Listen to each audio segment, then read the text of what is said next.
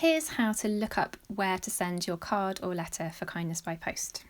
From the kindnessbypost.org website, tap the top menu to extend the bar and then click Sign In.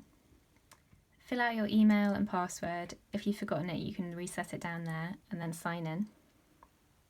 Then on the Take Part page, scroll down till you get to Where Should I Send My Card, and look up your match.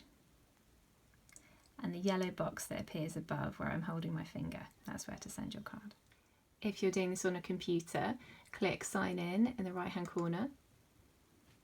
Fill out your email and your password. If you've forgotten them, you can reset there and then sign in. Then from the Take Part page, scroll down to look up your match and click, and the name and address will appear in the yellow box over where I'm holding my hand. If you get stuck or something's gone wrong, please do email hello@kindnessbypost.org. Email is definitely the best way to get hold of us, and if you could send a description or some screenshots of what's been happening, that would really be perfect.